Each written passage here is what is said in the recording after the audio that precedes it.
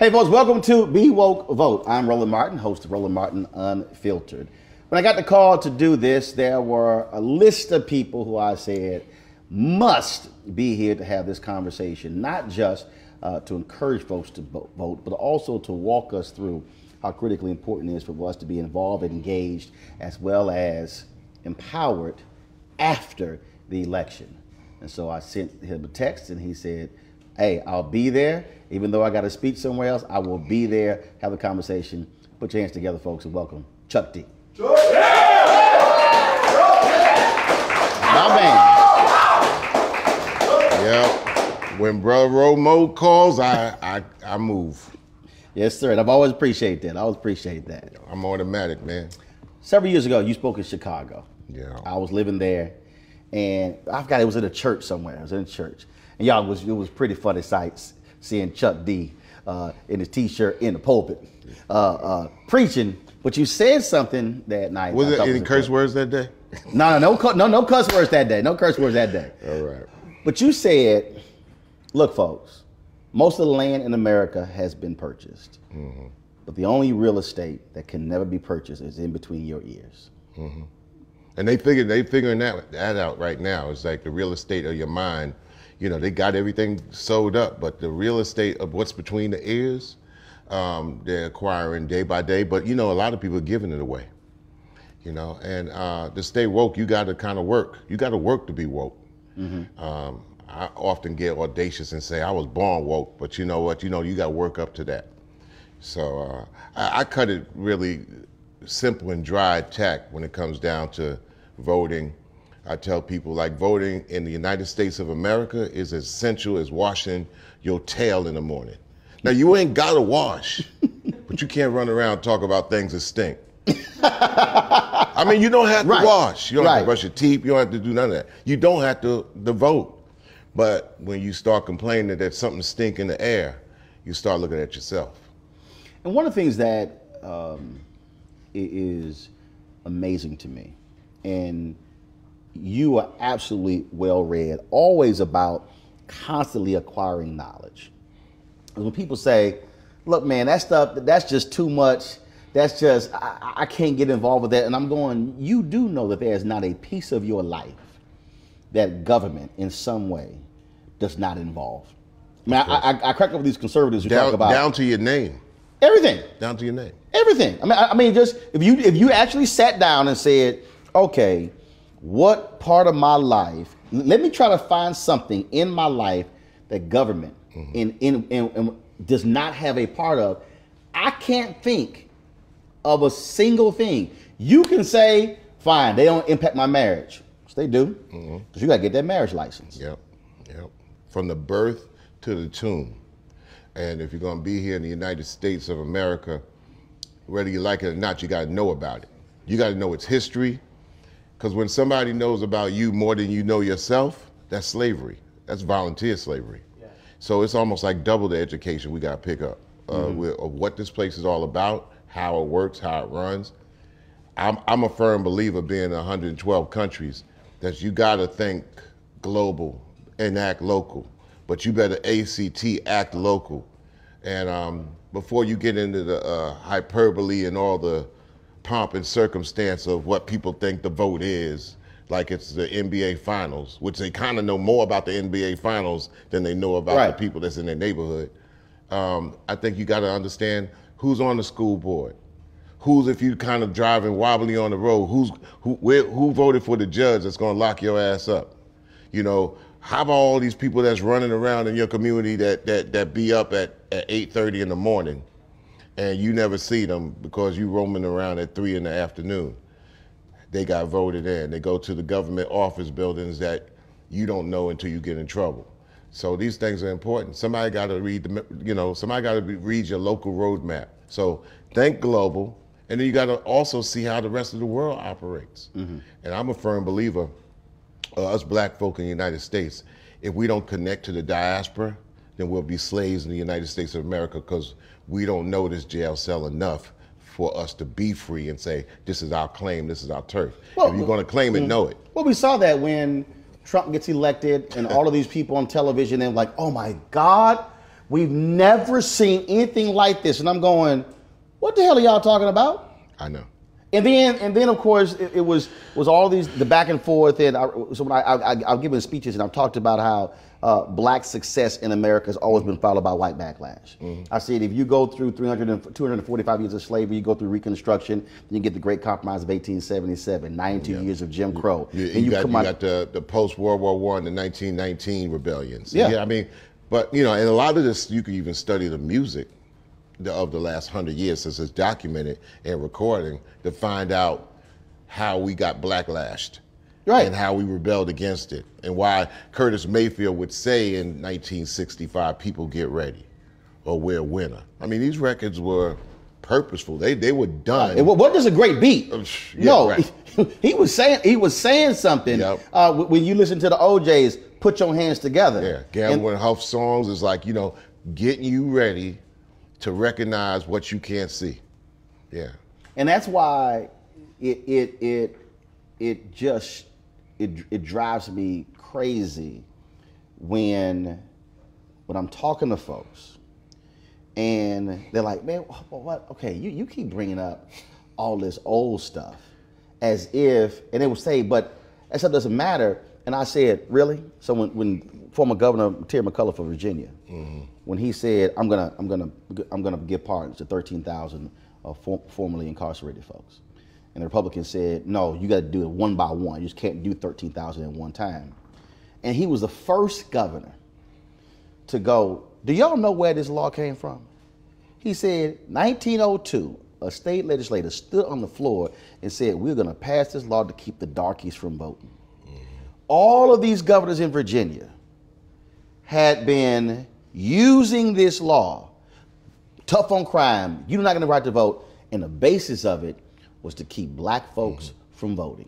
And he was the first governor to say, no, we're going to go back to why this law is on the books. And then people kind of like, oh my God, I can't believe that. And I'm like, so all you fools who are saying that something that was passed in 1902 has no impact in 2016, it did. Right. And they were just stunned.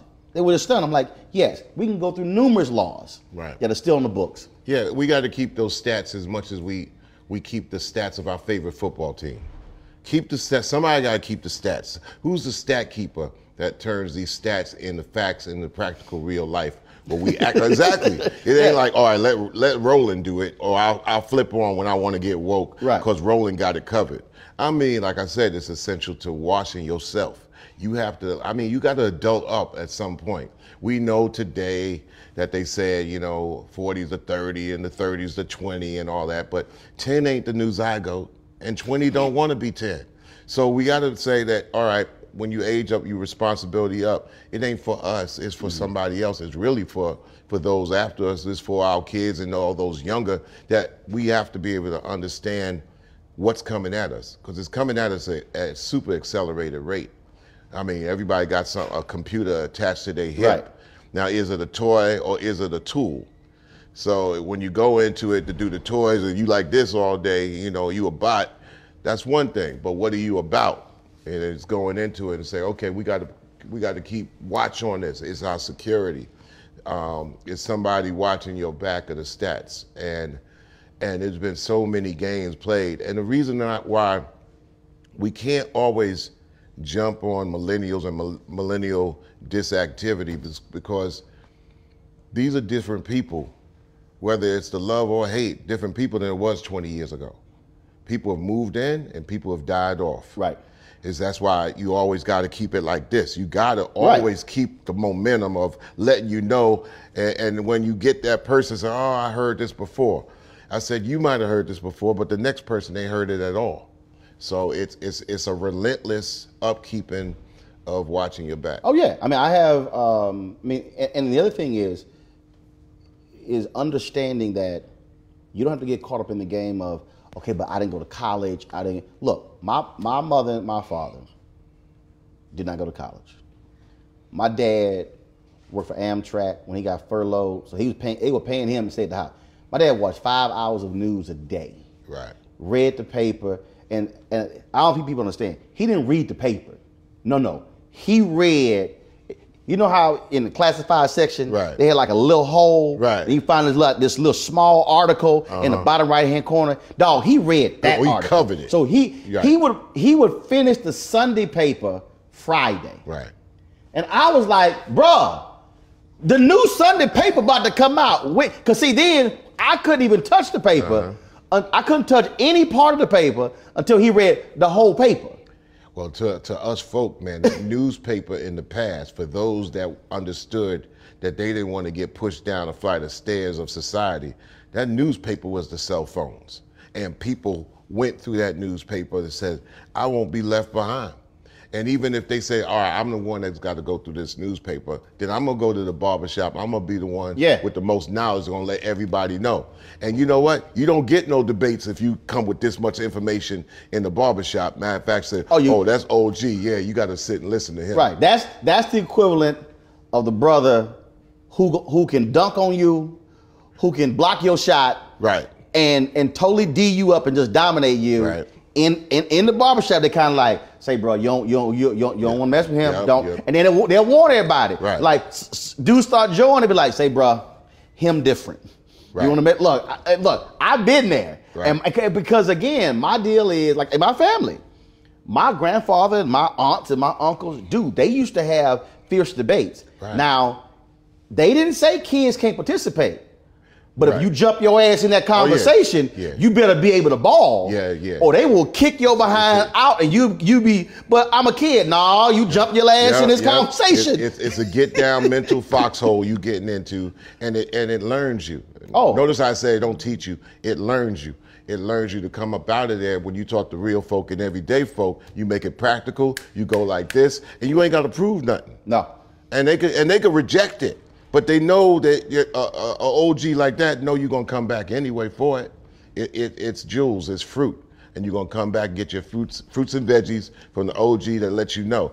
I think if there is, and this is not a millennial accident, it's done on purpose, that they made the gadgets God, or they made the gadgets seem like God to tell us everything about everything and make you really search hard to find yourself. So people are all, this is the worldwide religion, regardless of what anybody thinks, the electronic religion is the worldwide religion through the phone. So everybody's got their heads angled into that. So how do you do to make that instead of it breaking you?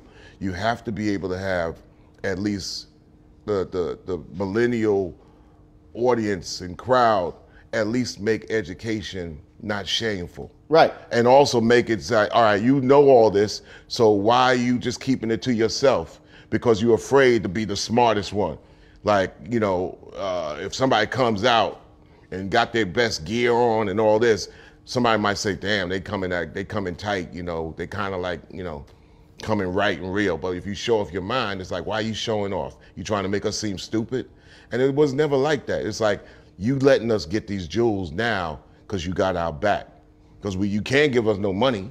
So the best way I got your back is letting you know the deal, and then I dip off, you come to get it when you want it, but I'm here for that. Because there was a period where, look, smart was real sexy. Smart was the deal. I mean, you said it, and was it, but one of the things that's interesting when we talk about millennials or Gen X, Gen Y, because first of all, look, baby boomers said the same thing about Gen X folks. Of course. The exact same thing. So it's not, so I tell millennials, look, ain't nobody picking on you. It's a rites of passage for the previous generation to say, y'all don't know shit. Right. Like, culturally speaking and musically speaking, I always say that people my age and even my parents' age rejected the musics of their parents. Right. They didn't want to bring the blues. My parents didn't want to bring the blues into the house, and my grandparents would bring the blues in the house. But you know what? That's a generational thing. Right. Me as a culturalist and a historian and a musicologist says all this counts. Now, I ain't here to try to sell it on anybody, but we can't say it never existed. Right. And we can't get mad if somebody on the outside and the rest of the world pick up on it and know more about it and love it and you don't.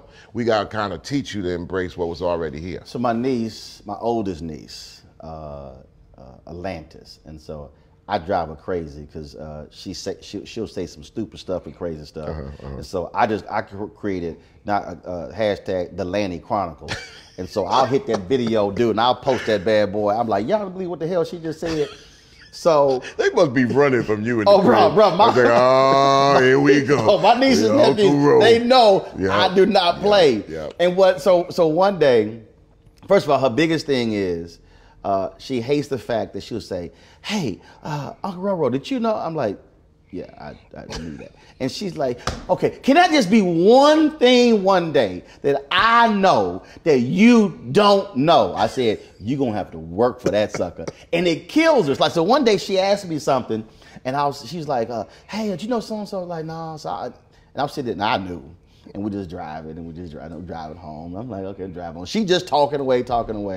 And then I go, well, yeah, boom, boom, boom, boom, boom. You told me you didn't know anything about this. I was like, okay, I was lying. I just want to see. But the thing is, what I'm trying to get her to understand is you have got to be in a constant pursuit of information. Right. And you've got to use what is at your disposal. And so when she came and asked me some question about when she was her class and she was in college, I was like, well, yeah, I'm like, here's the deal. I said, well, come with me. So we go to my library. And the question. And your library is just not wallpaper. Oh, no. And the question started with something in the 1800s. She asked the question, and all of a sudden, she literally walked out of there with 8 books that went from 1800 all the way through 1960s. And so I was kind of like, okay, I said, so you know Brown versus Board of Education. Okay, here's Charles Ogletree's book. Okay, here's this book. Here's the first black senator. Okay, here's this book. And she was like, I said, that's what happened when you asked me one question. But if I didn't have the books, right, or the DVDs, right, or the documentaries, then I'm not able to teach. And I said, you can't be in my house. And then you got to rely on links and electricity and make sure that you got Wi-Fi, and maybe that will work. But this is a time where you have to stock as many people up as possible to challenge information. See, don't believe the hype. When we made that record, and it was partially from Noam Chomsky, because I went to school, had to do a thesis on this dude. And I said, well, it ain't I'm embracing any white history. It's not I'm embracing all this information because I want to, and I think it's a wonderful thing to drape myself in. You got to stock information to challenge information, and the information sometimes we call it BS. If you don't know nothing, how you going to challenge something that's coming at you? Right, and you got to anticipate the question before. See, that was the deal. Cats used to always say, dude, you ain't never got on CNN. I said, hell no. Right. I said, because I knew what in the hell they were going to ask. I remember 2012, man, we're on the air, and I'm blasting Mitt Romney's speech. I said, he says nothing about housing. He said, so John King goes, well, no, Roland, because, Romney was from Massachusetts, John King from Boston, so I know everything about Mitt Romney. Right. And he's like, well, no, Roland, that's not correct. He does have a housing plan. I said, where is it? Now, 2 weeks earlier, I'd already written a piece on his lack of a housing plan. Combed through his website for 3 days, didn't find it. And so it's like, you're going to challenge me. And I guess he thought because I'm John King. Right. I'm the Magic Wall dude. I know. And I was like, no, dude, here's no housing plan. Right. And Anderson was like, okay, well, we'll sort it out later. I'm like, we ain't sort shit out later. Like, they turned it into a TV show on you? It was like, I said, oh, okay. So we went to a commercial break. The phone, I went, let me double check just in case he put a housing plan on his site in the last 24 hours. So they came back, me and Ari Fleischer were talking. I said, oh, by the way, before we go on, I said, I checked during the break. Ain't no housing plan on his website. Okay, they got all quiet. But then it was like, okay, you showing up. No, the man gonna challenge me on TV to tell me he got a housing plan. I know he lying. But again, if I don't have that information, I can't fire back. Right. He can hit me, and so it looks like, well, he knows more than you do, so therefore he just owns you. No, and that was the piece I'm saying. You always got to know what they gonna ask, and then what they gonna ask the second and the third and the fourth question, and not the first. It's sort of like when you play the dozens. You can't be too deep. Right. You got to have about 6 or 8 or 10. Right. So when you use your first 2, you like, oh, I got some stuff in reserve. That's what also I try to teach these cats. In sports, we're such a sports-laden country or world, if you want to. There's 8 ESPN channels. I don't know what for, but you anticipate the pass. You anticipate what the defense is going to do. The average person, whether they're 6 or 7 or 8 years old, knows that. But you also got to mind up in your regular life to anticipate the BS coming to you, especially if you're black. The advantages that we had in that last century, right? That was just that other century that we came up out of, is that, well, at least I knew when I was growing up, I knew I had the advantage as a black student, a black person, black man, black kid, whatever, is that I knew everything about them. They didn't know nothing about me. Right. Different now. It's different now. Our stuff is all over the floor, all over in the air. People know more about us or anticipate our moves more than we kind of know about ourselves and anticipate what our next move is going to be. That's the area we got to build up to be woke. And I think when we talk about politics and even voting, I dealt with all these people in 2016 who were angry with Hillary Clinton because of the super predators comment. And I had people coming at me, oh man, you were sitting there supporting her and Bernie was the guy. And I was like, ask y'all a question. I said, y'all vote for Obama? They said, yeah. I said, that means you also voted for the man who wrote the very bill. They were like, what do you mean? I said, you mad at Hillary for making a comment about super predators tied to the crime bill. But you were cheering the man who was the Senate Judiciary Committee chairman who actually wrote the very bill, Joe Biden. I said, now, I'm not hating on Joe Biden. I said, I'm just stating fact.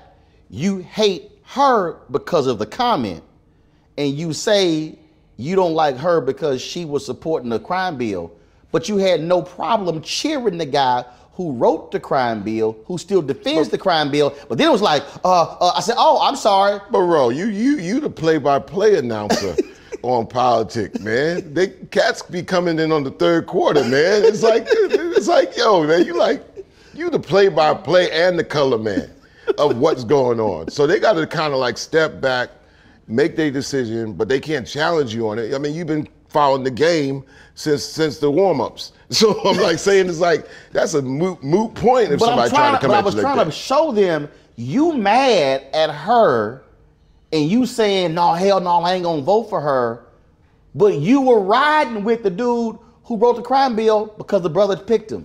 That's the complexity of the monstrosity of confusion that politics gives in this country, especially it has spiraled up to now. It started way before that. It's just that you got to give and take, and you got to know, and you got to anticipate moves. And then I'm saying the most important thing is it's like know your damn county, know your damn county, know your town, know your community on the voting tip, know where your kids is going to school before they zone them out. Right. Know that. All right, man, I done paid this money this time. I don't want to pay a damn bit of tax, but the tax I do pay is going to pay this much. It's like, yo, so at least know that much before you try to catch and say, well, I want to just follow the Super Bowl of politics.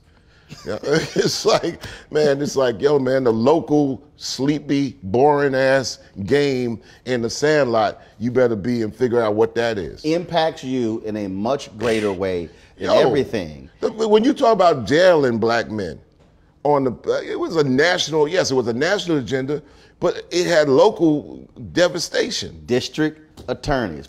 Finally, in the last 4 years, it hit many of the activists. Whoa, hold up. Shit, if we change the DA, hell, that's who's deciding whether we gonna arrest folks for marijuana or not. And so what then happened? Crashed in Philadelphia. Aramis Ayala, the first black state's attorney in Florida. You had Kenneth, why is escaping me? The brother who was in Brooklyn, Kenneth Thompson, who passed away. Of course, Marilyn Mosby, of course, in Baltimore. Kim Fox now in Cook County, Chicago. All of a sudden, Craig Watkins, who was the first DA and first black DA in all of Texas, who put in that basically the group that retested DNA, upwards of 30 cats freed because who were not guilty of the crime. And all of a sudden, folks like, oh, damn, I'm like, yes, as you said earlier, yes, those judges who nobody care about, that's who also are making those decisions. We hollering about somebody who's a House member. Well, hell, there's only 200,000 people in federal prison. The other 2 million in local and state. And so I'm like, yo. And those numbers swole up over the last, 30 years? Yeah. From almost like 100,000, 200,000 up to 2 million. So the statistics are blinding if you never see them. And then I think the other great point, I think, when you talk about why you have to know local. I had the advantage of, again, parents who were not college educated, parents who combined never made more than $50,000 a year, raised 5 kids, owned their own home, but their whole deal was, you know what, we're gonna start a civic club. Right. And, all right, you know what, we tired of these overgrown lots. They would go, who's responsible for cutting these lots down? All right, well, somebody with the city, this is the agency. Okay, we're gonna go to that agency. Okay, well, we got these abandoned houses all around that are turning to crack houses. Who's responsible for tearing those houses down? Bruh, they just methodically went through. Then that thing went from, you know what? We need some new streets. We need some street lights. We need our park refurbished. Well, how does that happen? Well, bond project. Okay, what's the next bond project? These were just regular, ordinary people, man, that transformed the community. But you had haters. You had haters who were saying, man, y'all ain't gonna do nothing. And they said, oh, it's all good, we're gonna keep meeting. But the haters benefited from also their work. And that's the thing, man, that I'm constantly trying to get people to understand is that stop, like I tell a lot of the Black Lives Matter activists, I'm like, yo, you don't have to start a new organization. Right. I said, go to the NAACP meeting, find out the last election, how many votes they had. I said, go bring 50 people with you. I said, all of a sudden, the next election, run your own slate, you can take it over. That's what Nikema Levy-Pounds did in Minneapolis. No, they took over the whole chapter. Yeah. You can take stuff over that's already there. Dude, I tell people all the time, and once again, I go back to my analogies because I'm an art person and I'm a sport head. It's like you wearing that old ass Yankee hat and all they do is just fill the logo with new people. The same way we have to look at organizations. It's like before you figure out what that organization has and figure out how you can get up in there. You ain't gonna run it the first day you step up in there. Right. Get on the team first. Prove yourself, you get on the team first. It's only gonna behoove you later on. But you just can't come in with an individual agenda. You know, the individuals' agendas have really crippled us. It cripples all kinds of movements. Yep. You know, so, Yep. you know, you get a collective, and collectively you can come up with something that will get you a little bit ahead and get knocked back. Can I ask you this question? So this was interesting. So Trump wins and Jim Brown goes to meet with him. Steve Harvey goes to meet with him. Martin Luther King III went to meet with him. Andrew Young was on the phone. Kanye goes to meet with him. And all these folks, black folks, were mad as hell. Mm-hmm. So it came to me. And I said, no, the issue is not who met with him. The issue is, what did you say when you were in the room? I wouldn't meet with him, but am I mad at somebody else that meets with him that comes back with something that's of clarity that people could at least know about or and use? What's the real deal? Come back and say, no, I challenge his ass on this. Look, I've had the benefit of being invited to sit at the table of off-the-record meetings. The big dog. With two presidents. The big dog. So when they call, it's like, okay, so I'm in a room and ABC anchor, the NBC anchor, the CBS, the CNN, all the people in the room, and I'm sitting right there. Mm-hmm. And twice, he's had 3 meetings with TV anchors. I've been to 2 of them. Another one I had a speech. I ain't passing up money. Mm-hmm. And so folks were like, man, I can't believe you're going. I said, oh, no. I said, oh, I'm going. Yeah. I said, because see, I know other than Lester Holt, who in the room, ain't gonna be nobody else black in the room. Right. I said, and I know ain't nobody in the room gonna ask a black question. Right. Now, how could you not go? How could you not go? Right. And they were like, yeah, but I said, no. I'm gonna be in the room. Now they had this huge table. It's about 30 people around the table. Now I had my ass way down here on the end. Mm-hmm. But that was fine. But my deal is like, no, I'm gonna be in the room to ask the question that none of y'all are gonna ask. Mm-hmm. Because y'all gonna talk about deficit and something else, but you ain't gonna ask specifically about Chicago. You ain't gonna ask about federal housing policy. You're not gonna ask about HBCUs. And I said, that's why I'm gonna sit in that table. And so that's my deal. See, I ain't tripping because Kanye gonna have lunch with Trump or whatever. But first of all, because he ain't gonna ask anything that's of relevance that actually has information behind it. Wait. The conversation gonna be like this. It's like, I mean, I'm just like saying like, and I've said this a long time, man. And I've said this it was controversial when I said it one time with Tavis. I said, this country was the right size in the prior centuries. For this next century, it might be bloated to not handle itself. It's like a 7'3" center who got a broken ankle. It's gonna take a long time for it to heal. And you need, this is one of the reasons they call it the United States, because it's so big, 2,000 by 3,000 continental miles. Then you got Hawaii and Alaska, 2 places it shouldn't have had, that they all of a sudden assumed, well, with all those other areas they imperialized. So with this large piece of land, yes, geographically it's beautiful. Probably one of the most beautiful from east to west, north to south. I've been on every road everywhere. To fix its infrastructure, man, there's a trillion conversations that gonna go on that, how do we fit in with it? How do we get a piece of it? And when we get a piece of it, what are we gonna do with it? So, I mean, even in this country, when you talk about conversations that just go over people's heads, like the bridge that collapsed in Minneapolis. Yep. couple of years ago? I mean, is that in front, in the forefront when you drive on the road and the thing collapses on your car, and then all of a sudden it becomes the main concern because you had somebody in your family got killed by it? So there's so many things to talk about when you talk about this country, jurisdiction, who needs to run it, where we fit in it. If there ain't no job, somebody got to fix these things. Can we actually be in on some of that? Right. If you're gonna live in a place, you got to know about a place. At least we know, like, our people when we're in the Caribbean, they got to know about infrastructure. They know they culturally into the whoop and the music and the culture and all that and social different dynamics. But they also got to figure out how we get food imported into this island. Right. How do we get something that we got worth something to export and bring money back? How do we get past a storm? You know, everybody just ain't in this bread and circus at 28 years old because they feel that, you know, I ain't got to be old and grown yet until I see I got to be in. That's got to be when I'm 35 or something like that. They got to figure out how to live in the rest of the world.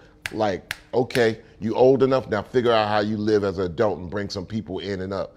And in this country, I just think that sometimes, I mean, there's so many things that got to get handled that we have to figure out how we embrace the people that have the know-how and the knowledge, and also make them accountable that they got to share without rejection. Right, and that's why the thing for me is, again, what I always say is, look, if you vote and your person doesn't win, you still a constituent. It's not like, okay, my person didn't win, so I'm gonna check back in 4 years. No. You still accountable to me as a constituent. When the Republicans would not confirm Loretta Lynch, man, I saw all these sisters marching on Capitol Hill. Deltas, because she's a Delta. Deltas, Black Women's Round Table, all these folks. So I was talking to Jamal Bryant, Pastor Jamal Bryant, Jeff Johnston. I was like, yo, where the hell the dudes at? I'm like, where the dudes at? I said, this sister's getting screwed. What I do? I said, you know what? I said, we gonna create Brothers for Loretta Lynch. We ain't asked nobody. We didn't ask permission. We said we just gonna do it. Doc, we sent the thing out. I talked about it on television. I talked about it on radio. We were like, yo, on this day, meet us at the fountain across from Capitol Hill. Meet us there at 9 o'clock. I called 2 members of Congress. I said, yo, I knew they could walk us in. We ain't gonna have no issues. Man, almost 200 brothers showed up. Most of these cats had never in their life been in the halls of Congress. They ain't putting no terrorist alert up. Bruh, the security Amber came alert, out of black everywhere. There's nothing that scares America than to have a couple hundred black men all of a sudden show up and just march in single file. Bro, when I say that was security all over the place, like, where in the hell did they come from? Because see, this is what I remind people. We have these marches, they take place on Saturdays. They ain't there. I said, no. You got to go there when they're there. So, man, we go in, and I said, y'all, here's the way this game plays. If I walk into the office of Mitch McConnell, he's a senator from Kentucky. I said, he going to reject me. So I said, which one of y'all brothers from Kentucky? Come to the front of the line. You going to lead us into the room. And so Apple, Mississippi, so Thad Cochran, Senator, Mississippi. And so he was waffling on Loretta Lynch. I said, no, who from Mississippi? You're going to always find somebody black from Mississippi, okay, in your group. Always. They say, I'm from Chicago. No. Where your people from? Mississippi. Right? Bring your ass to the front line. They going to be from Mississippi or from Alabama. It don't matter. Dude comes to the front of the line. Bruh, she ain't trying to sit here. Well, no, we don't have any available appointments. We wait. Now, she's sitting there. She's kind of like, well, is it possible? It's a lot of y'all. Is it possible that y'all could wait in the hallway? Nope. But let me tell you how I love black women. So it was 3 women who was sitting already in the room, and they listening. And they listening why we there. And so the sister says, well, we have an appointment with the senator, and we have 30 minutes. I will give him 10. And she's like, okay, we can't do that. We can't apportion your time. And so Doc, we don't move. They come out, the senator's real busy. And so they tell one of these other brothers who's with us, they didn't come tell me, because they're like, okay, he the leader. So they came to him, so if we have another room, if y'all could wait in the other room, we can try to work it out. And he goes, okay, we'll do that. Now, I'm over here talking, but I'm hearing. And he comes over, I said, we ain't moving. And my look in my eye said, your ass don't get to make those decisions. We're gonna stand right here. By 10 minutes later, the senator can meet for 10 minutes. Our presence, so, because there's nothing like the presence of black men. Right. They felt that presence for like 20 minutes. It was oppressive. It was like, these Negroes are not leaving. We might want to make this happen. So he comes in, you know, he's so damn old. He can't barely hears. And I'm sitting there and we leading it. And I go, now, Senator, just as a reminder, you got reelected because black people voted in the Republican primary against your opponent. We just want to remind you of that. So we fully expect you to vote for Loretta Lynch. Well, I'm going to announce my decision. I said, oh, that's fine. We'll wait for you to announce your decision. But we just want you to know, we fully expect you to vote for that sister. Because the only reason you returned back to Capitol Hill, because black people sent you back here versus the Tea Party dude. Oh, I was smiling, but I wanted him to know. Oh, his ass voted for Loretta Lynch. They haven't got a conversation like that in the past 20 years. But here's what was beautiful. They've been getting away with it. The brothers had never seen that. They had never experienced what it was like to stand there and just not be present, but have presence. And the brothers was like, oh, dog, we got to come back. They had never experienced it. And that's the piece where I try to get people to understand why you got to show up, because your presence actually speaks far louder than that tweet or that letter. That matters. But when you show up with 10, 20, 30, 40, 50, 100, it creates a whole different dynamic to power. And at the same time, we can't use the jargon or the excuse like, oh, we did that before. Because I said new people come in and old people leave. And that's why you always got to stay on the one, keep on the one.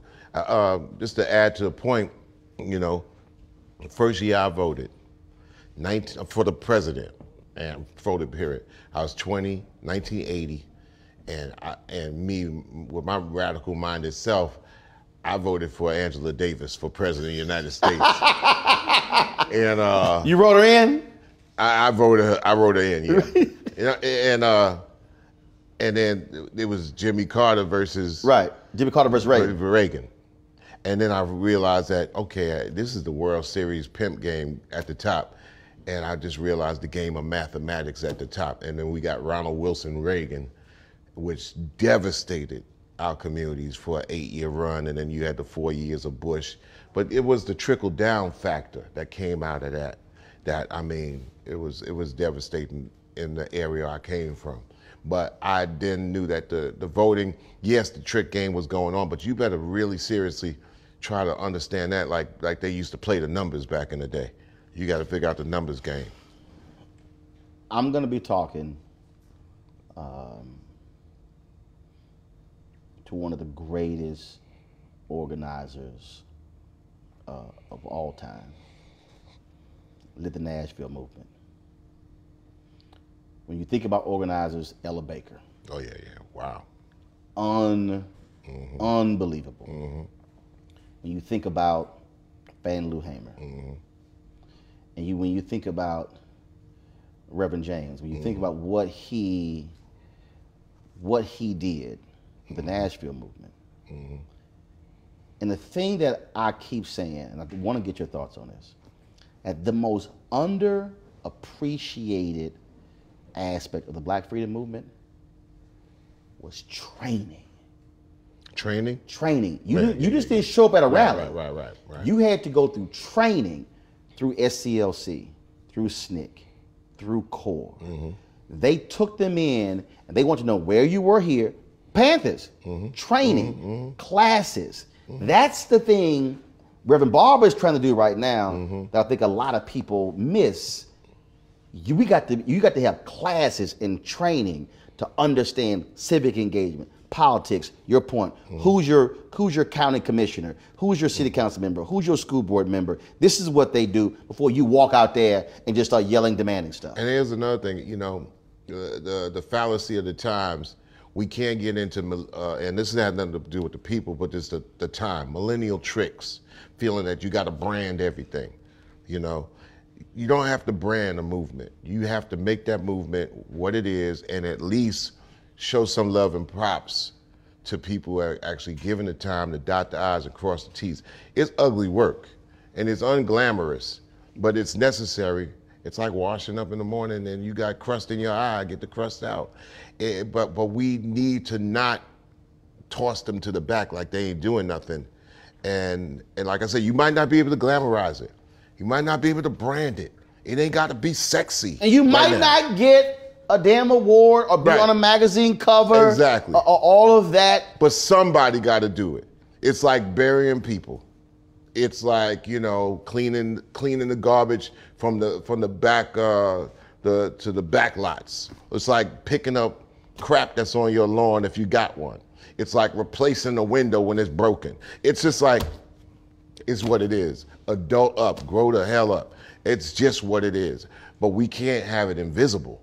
And I think that's probably the thing about it. It's like, we cannot have it invisible. We might not be able to brand it and make it sexy, but it can no longer be invisible. The movement and also the talking of people like yourself, it's like, oh man, it's like, yeah. And you know what? All those stations play games where they got all the talking heads and they're going, ah. So to a younger person, it's like a bunch of crap, it's mess. And you got to be able to say, well, yeah, it might be crap and mess, but out of this, it's like putting beets into your morning drink. It's like beets ain't glamorous, but you probably need it as opposed to eating cookies in the morning. And it might have been, nasty at 14, but 29, your ass gonna need something like that, or you gonna be hurt and broke up. Not broke, but broke up. Which brings me to the last analogy of being woke. You know, once upon a time, you know, we as black folks, we know we were broke, but we were never broken. Today, we broke and broken. Today, we broke and broken, or no matter how many gadgets and things that we can consume and buy, as a collective, we're broke and broken. We can fix both of those, but as a collective only. It's a few more questions. We've talked a lot about education. Ice-T did a documentary on rap. Art of rap. Art of rap. Yeah. And I talk about this all of the time because I've interviewed athletes. I've always tried to explain to people, you gotta stop calling these cats dumb, because if you sit down and listen to them break down plays and call things out and sit there, and if you watch Dwayne Price with the Fort Worth Star-Telegram, used to work there, did an article on Michael Irvin, and the whole thing was how Michael Irvin watched tape. And Irvin was like, okay, look at his left foot and set a 45-degree angle, and so, okay, he's gonna do a corner blitz versus if his foot was here. So this is how his hips are moving. It was an amazing article because he was studying every single thing about his opponent. In that documentary, they showed how you lay out your rap, how you lay out your raps, and it was just this. And I'm sitting there, and I was kind of like, and I'm fascinated by it because somebody's thinking, oh man, check up this, they're talking. No, you were going through how you're constructing it, putting it together, and that was knowledge behind it. There was a process behind it that I was like, yo, I said that was just amazing. The same thing with voting, but also what we do after the election. Exactly. If we don't go through that, learn the craft. Right. Not just, I'm gonna just go spout some stuff. No. Learn the craft. Know how these things work. I pull these young cats who keep popping up on TV, and I'm like, you don't know what the hell your ass doing. Wait, voting is just the uniform and the kicks of the game. That's just the uniform. Now you got a uniform and a jersey, and now you can play. After the vote, now the game is on. It's like, that's just the way it is. They don't have a lot of people like yourself that can break that down. And they don't magnify this because it behooves a lot of situations that have a dumb society, black, white, green, or whatever. So the same old new tricks can be played. I tell people all the time, it's like, I stick to culture, music, because in our culture, there's a schematic that's already reflected in a roadmap to the future just in the songs. You can follow the songs to get Black history by default. That's one of the reasons why the radio stations don't want to kind of like have DJs that talk or play the music that has the words and the times in it. So like we're gonna remove the interpreters. And if anybody also understands, based upon the research, African Americans we get our information out of all of the mediums out there, right, from radio than any other medium. Right.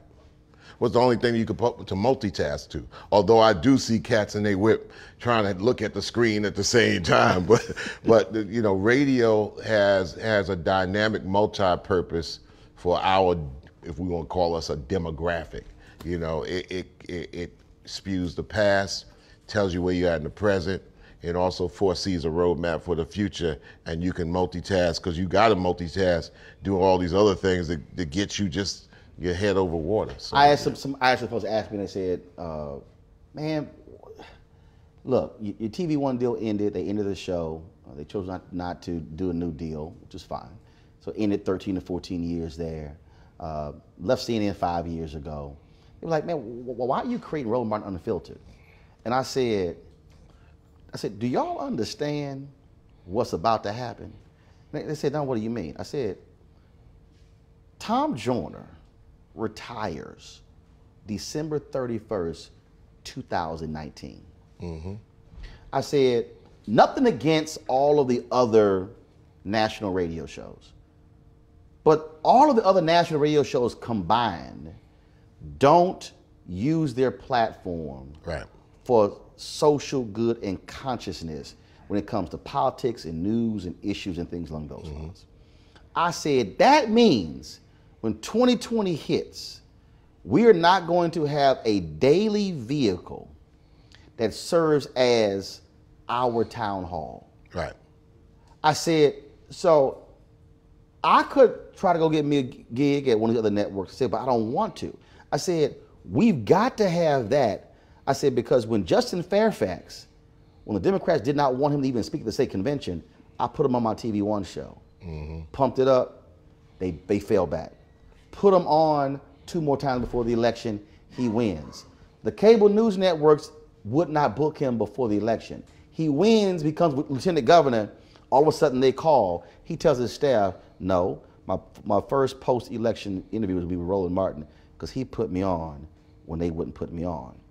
I said, guys, so my show ends, so you no longer have a daily television show for black folks on the cable network. Tom Joyner ends next year. I said, where are we going to go to get unfiltered, unapologetic black news and information in an election year? I said, that's why. Also, they were like, what? I'm like, y'all, it ain't gonna happen over there on these cable news networks and broadcast networks. With all the gadgetry that's out there, the electronic, the digital era, the human connection is the thing that makes these things work. Where's the human connection, the interpreter that breaks all that down for me? So it's like I said, back to the sports thing. It's why people, if you took the announcers away from the games, how many would be clued into the games? You take the interpreters that's able to break down what we see as a people from our perspective. You take that away, politics is totally boring and disinteresting. You make it necessary. Say, look, this is the beet juice, but I put a little cayenne in it. I made it pop with a little bit of the lemon in here, and it's fly.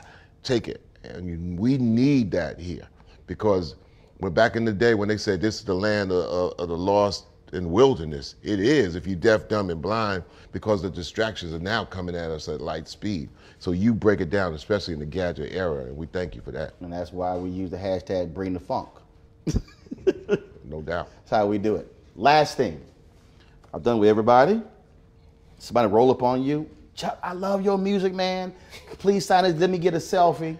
And you go, all right, I got 30 seconds. You got 30 seconds to tell this young cat, or middle age or older, why they must vote and must be engaged. Go. You grown. You ain't a child. Voting is about like washing your tail in the morning. You ain't got to do it, but don't go around saying something stink.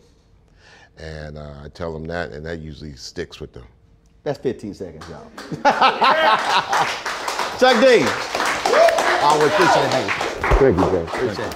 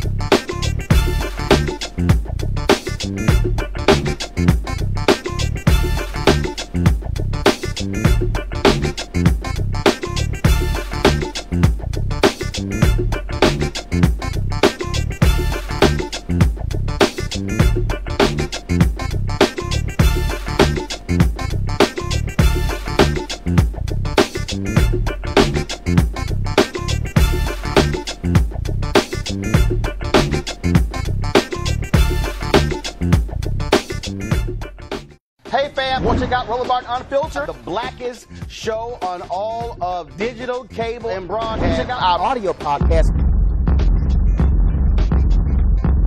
There's only one daily digital show out here that keeps it black and keep it real. It's Roland Martin Unfiltered. Press play.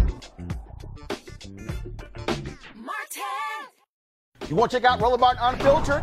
YouTube.com/Roland S. Martin. And subscribe to our YouTube channel. There's only one daily digital show out here that keeps it black and keep it real. It's Roland Martin Unfiltered. See that name right there? Roland Martin Unfiltered. Like, share, and subscribe to our YouTube channel. That's YouTube.com/Roland S. Martin. And don't forget to turn on your notifications so when we go live, you'll know it. You want to support Roland Martin Unfiltered? Be sure to join our Bring the Funk fan club. Every dollar that you give to us supports our daily digital show. There's only one daily digital show out here that keeps it black and keep it real. It's Roland Martin Unfiltered. Support the Roland Martin Unfiltered daily digital show by going to RolandMartinUnfiltered.com. Our goal is to get 20,000 of our fans contributing $50 each for the whole year. You can make this possible. RolandMartinUnfiltered.com.